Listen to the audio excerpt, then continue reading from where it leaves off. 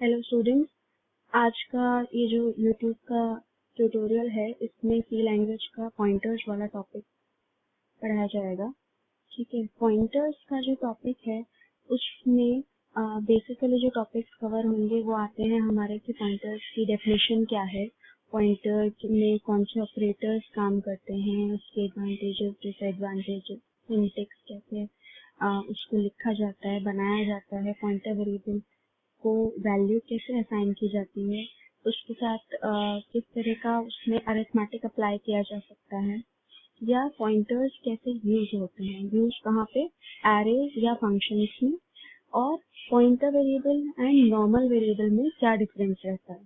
ठीक है, ये टॉपिक्स हमारे इस ट्यूटोरियल में कवर होंगे।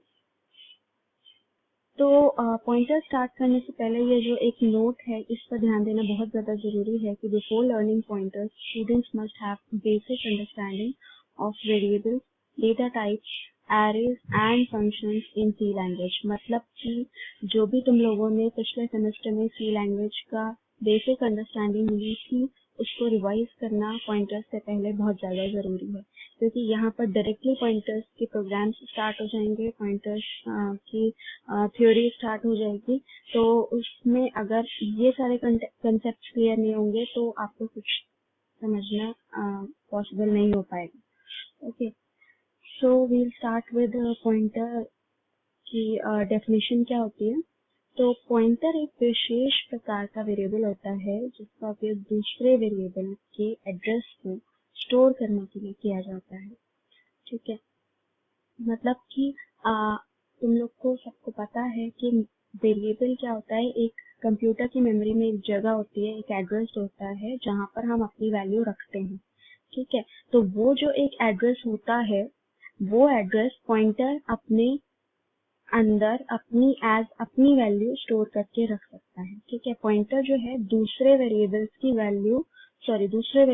का एड्रेस जो है अपने अंदर एज वैल्यू स्टोर करता है। ठीक है, पॉइंटर की खुद की वैल्यू क्या होती है, किसी दूसरे वेरिएबल का एड्रेस। ठीक है, सो का सिंटेक्स किस टाइप से होता है कि जैसे तुम लोग को वेरिएबल का सिंटेक्स पता था कि पहले डेटा टाइप होती है फिर वेरिएबल का नाम होता है। ठीक है, तो पॉइंटर्स का सिंटेक्स कैसा होता है, पहले डेटा टाइप, फिर एक ऑपरेटर यूज होता है स्टार, फिर पॉइंटर का नेम यूज होता है। ठीक है, अभी देखते हैं आगे तो तुम लोग को ज्यादा क्लियर हो जाएगा।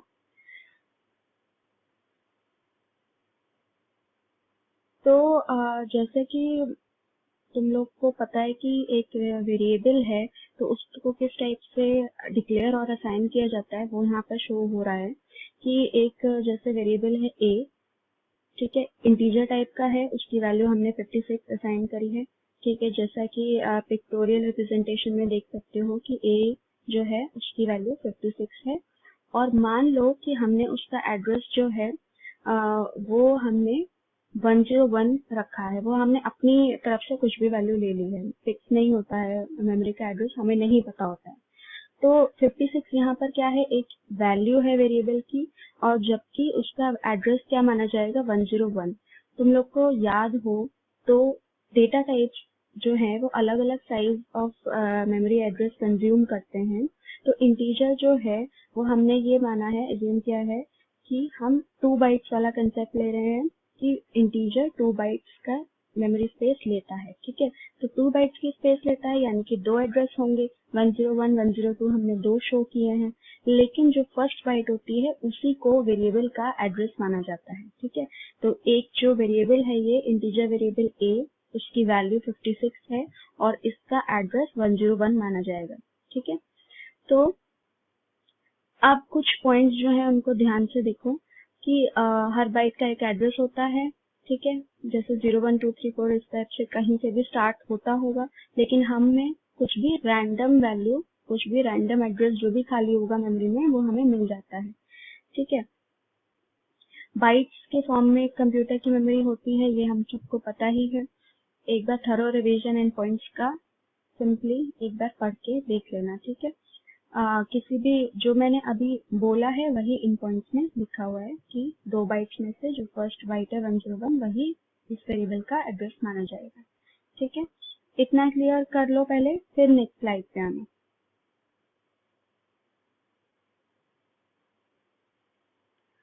तो नेक्स्ट अब स्टार्ट हो रहा है कि पॉइंटर्स किस तरह से यूज किए जाते हैं, पॉइंटर्स में एड्रेस किस टाइप से असाइन किया जाता है और इस काम को करने में कौन कौन से ऑपरेटर्स पॉइंटर्स में यूज होते हैं। ठीक है, तो पॉइंटर्स में सिर्फ दो ही ऑपरेटर्स हैं जो यूज होते हैं, एक है ये एम्परसेंड और एक है स्टार, लेकिन इनके नाम जो हैं वो इस तरह से हैं।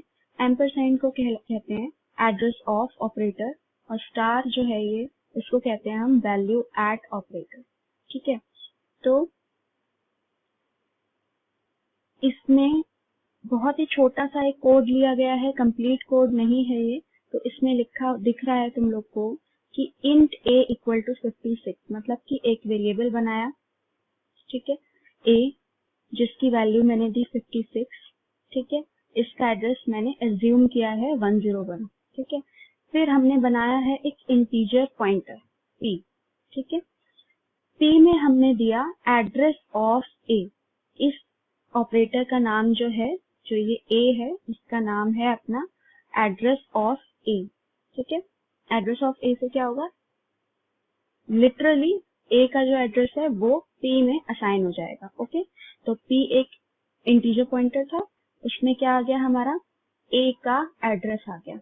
ओके, 101 जो है a का एड्रेस है जो कि p को असाइन हो गया। ठीक है, p का खुद का भी कोई एड्रेस है बट उस पे हम फोकस नहीं करेंगे। ठीक है, p का कुछ भी एड्रेस हो सकता है, उसका कोई यूज यहाँ पर नहीं है। ठीक है, तो एड्रेस ऑफ वेरिएबल क्या होता है हमारा, किसी भी वेरिएबल का एड्रेस जानने के लिए एंड इस ऑपरेटर का एड्रेस ऑफ ऑपरेटर का यूज किया जाता है।